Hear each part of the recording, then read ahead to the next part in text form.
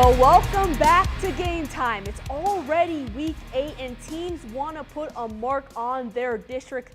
Let's say the squads that are opening with a losing record in district, well, they're looking to right the ship and prove they can contend. For the ones that have a winning record, it's time to tighten that grip on the lead. As always, we're going to take you through the magical journey to see how this all plays out, starting with our game of the week and the rest of the 6A slate, and then we'll make our way around the basin. Well, tonight's game of the week features the Friday Night Lights rivalry. And before we head out to Ratliff, let's learn a little bit more about the history of Mojo as a program with our Marcus Risen.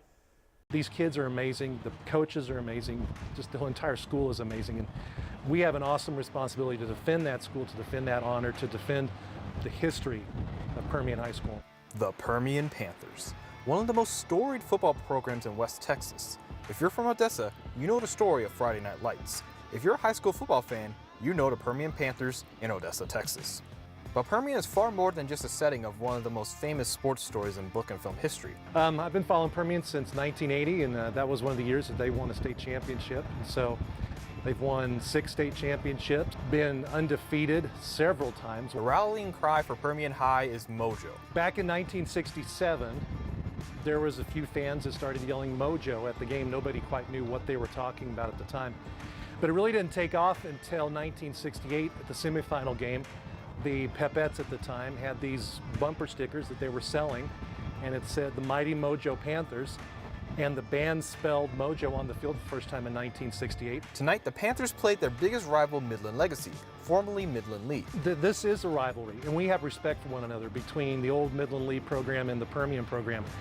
Tonight is the 66th meeting. Permian is 40-24-1 against them in the regular season and in the playoffs.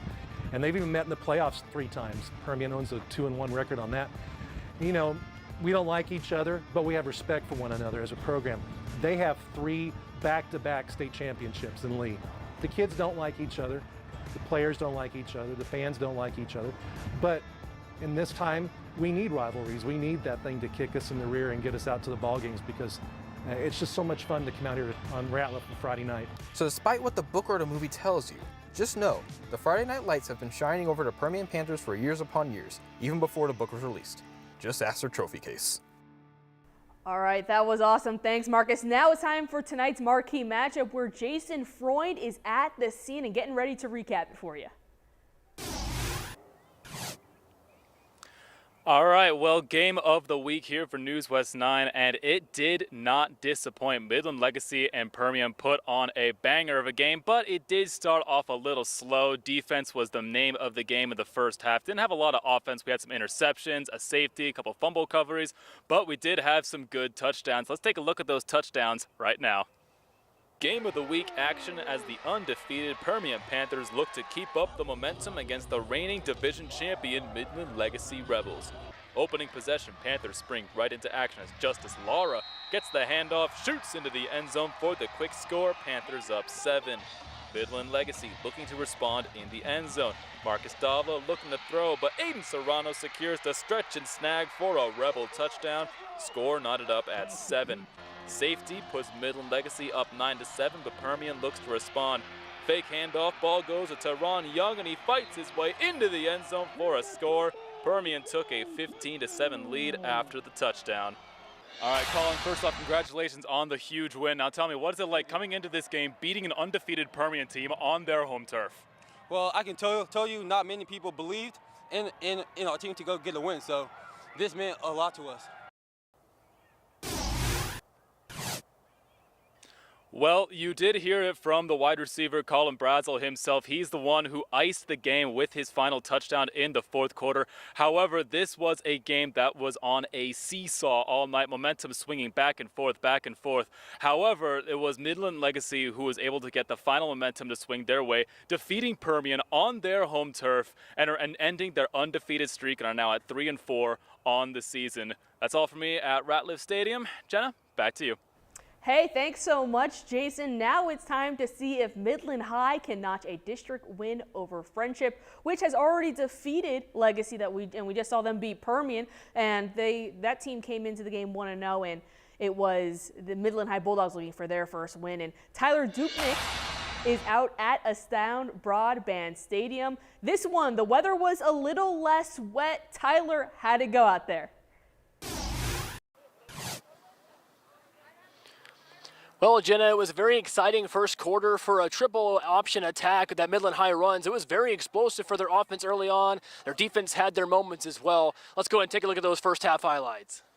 A district battle at Astound Broadband Stadium between the 4-2 Midland High Bulldogs looking for their first district win of the season and the 5-1 Friendship Tigers who dropped 49 on Midland Legacy a week ago. We'll start on defense. It's a bone-crushing sack by Jaden Taylor against Hudson Hutchinson, and it sets up the first offensive play of the game for the Bulldogs, and it's a pass, if you can believe that. 24-yard touchdown pass from Stroman Bridges to Michael Delgado to make it 8-0 Bulldogs early on.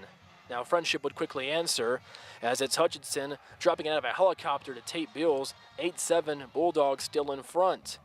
Now still early on, it's Mecky McCoy getting the carry, a stiff arm, and he is into the end zone easily with a 17-yard touchdown run as the Bulldogs got the run game going. 15-7 Midland High. It's more McCoy. Mecky with a stiff arm, rumbling and stumbling inside the 20, another stiff arm, and he's looking for the angle. He's into the end zone, but they mark him short at the half-yard line, so it sets up a 1-yard rushing touchdown by Bridges. He strolls in, and it's 22-7 Midland High. After a couple of touchdowns for Friendship, last play in the first half, it's Bridges lobbing one up to Kyle Blankard, who's going to find his way into the end zone for the touchdown. 28 yards as time expires.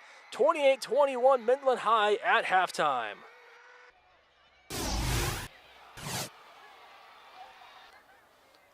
Final score tonight from Astound Broadband Stadium, 42-38. Friendship with the win over Midland High. Got a chance to talk to head coach Thad Fortune afterwards. Obviously disappointed, but he was very proud of his team. Overall, they didn't trail until they lost the game. Really impressive stuff, but they got to find a way to win. Fortune told me after the game, Jenna. Hey, thanks, Tyler. You can hear that interview later in overtime on our app and our website. The 1-6A school that is out of town this evening is Odessa High. This program started off with in district play with a loss to Permian. Now it's time to see if it could bounce back against San Angelo Central. All right, let's jump right into it. It's San Angelo's Tyler Hill who keeps it for himself, stretching from the 5-yard line to score to go up early. The pressure was now on OHS, and it was the connection between Jalen Jones and Ivan Carrion that emerges for a massive grab and score, but the San Angelo offense just kept rolling. This time, Hill, who finds his receiver Jacob English with the slant down the middle for 6.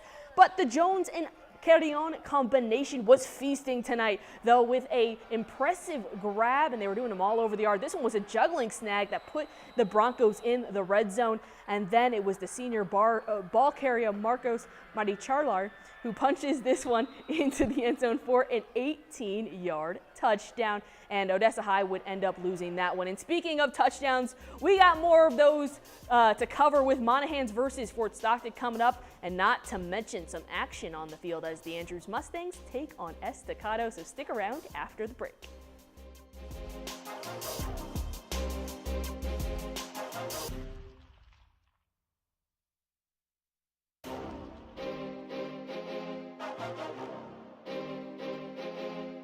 We're the Midland Legacy Rebels, and you're watching Game Time on News West 9. Rebs are back, baby!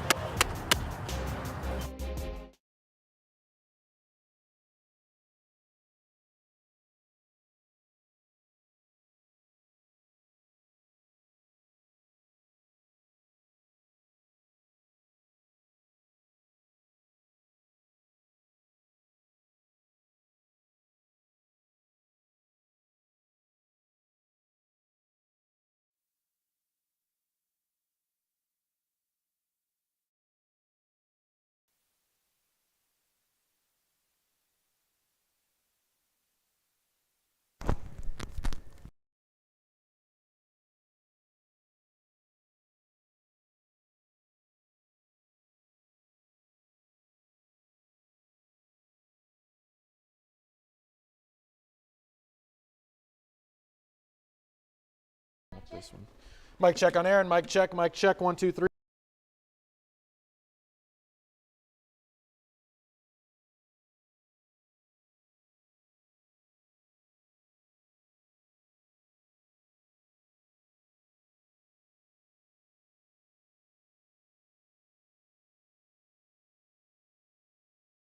to over 6 seconds.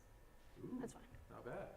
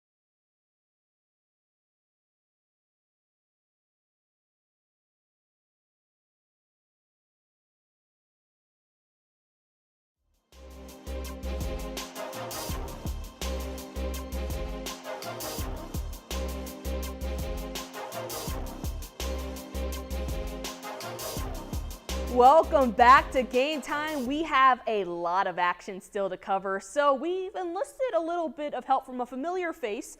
That's right, Aaron Galvin is back with us here in studio to take us through more local highlights and interviews. Aaron, what do you have for us? Well, hey, that's right. We had so many big matchups stretched all across the Permian Basin tonight. And let's start with one I was very excited about with Monahans visiting Fort Stockton. This one was the definition of strength on strength, as Monahans has only been held below 40 points once so far offensively so far this season, while Fort Stockton's defense came into Week 8 giving up just 6.3 points per game. Something's got to give in this one, and let's see how it played out. On an absolutely beautiful night for West Texas football, we start with Monahans in the red zone. Quarterback Chino Navarrete going to roll left, then he's going to scramble back right, and he connects with Jaden McReynolds in the end zone to tie this thing up early. Lobos back in the red zone. Navarrete fakes the handoff and fakes out the camera. He keeps it and runs in for another Monahans touchdown to give the Lobos the lead. And hey, 2 is good, but 3 is even better, as Navarrete again on the fake jet sweep, and the QB keeper bulldozes his way into the end zone. Monahans led at the break 19-15, and they would hand the Panthers their first loss of the season, winning 38-29. Now let's hear from head coach Fred Stow, whose Lobos have won 4 straight. To be honest with you, I couldn't be more proud of our kids. You know, we asked them to empty the tank by the time they got done playing, right? Show up tonight with a full tank and then empty that thing by the time you're done playing, and they played their butts off. I couldn't be more proud of them and our staff. Love our guys. They're awesome.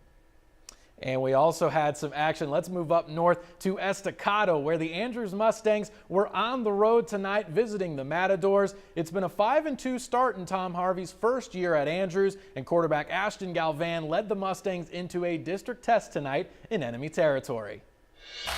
Andrews got themselves in a hole early in this one, but they tried their best to dig out of it, as here you're going to see Noah Tellez running back getting very close to the end zone, and the Mustangs would be able to push it in for the touchdown, just pushing the pile ahead with the big fellas on the goal line. That gets them on the board, but Andrews was trailing at the half 26-14, and this one is still in progress. This is an 8 p.m. kick tonight, but we will let you know the final in overtime.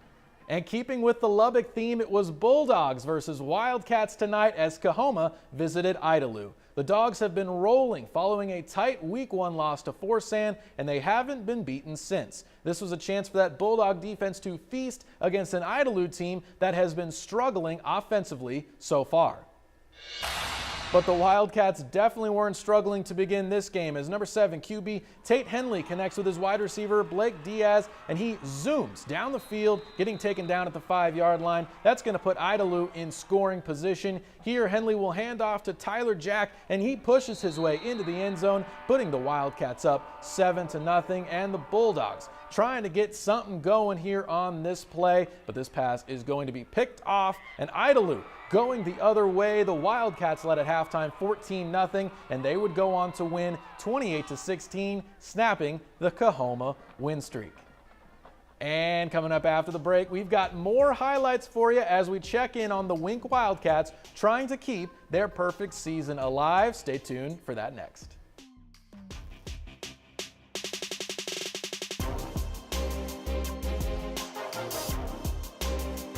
We are the Mustangs from Andrews High, and you're watching Game Time on News West 9. Let's go, Mustangs!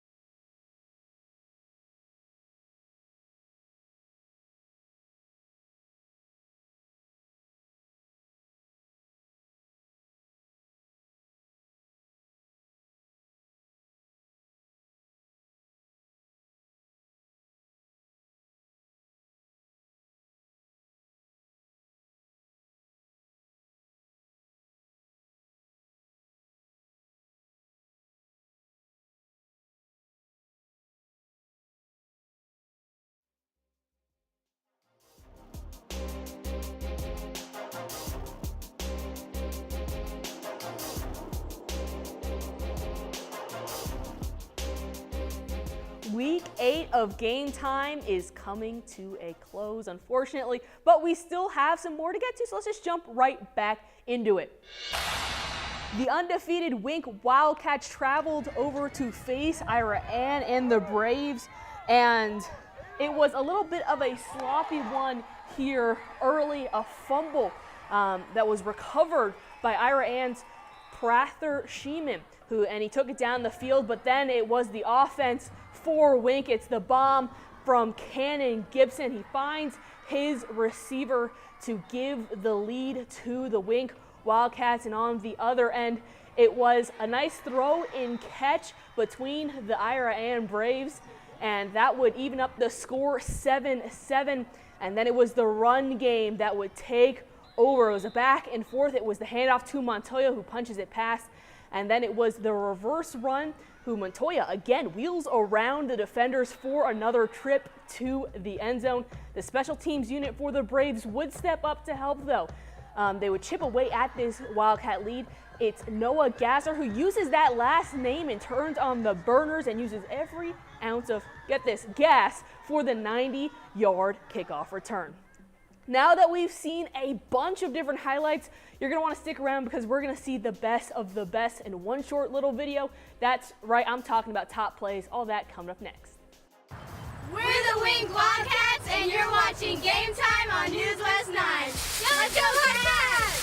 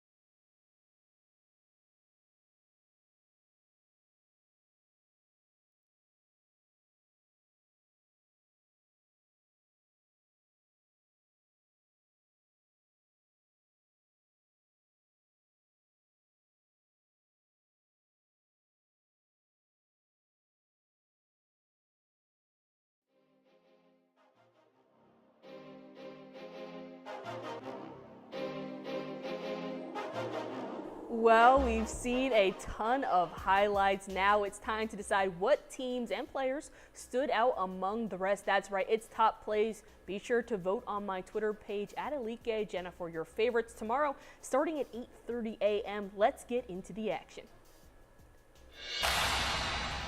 All right, it's to kick it off, we're going to do some stellar quarterback mobility play from the Monahan signal caller Chino Navarrete with the scramble and the pass to Jaden McReynolds. And then the dynamic duo of Jalen Jones and Ivan Carrion back on our list. It's the big receiver with the juggle catch for a huge gain, and that keeps on the ground. And keeping it on the ground, Midland High's Mecky McCoy throwing stiff arms at every defender that came in his path for the rushing TD. It's the flea flicker from Borden County. A little handoff and then the toss and a long pass to Dakota Bigham as he goes in to score. Well, that wraps it up for us on Game Time Week 8. You're going to want to tune into Overtime on our website and app for extended coverage. Come hang out with us. Coming up soon.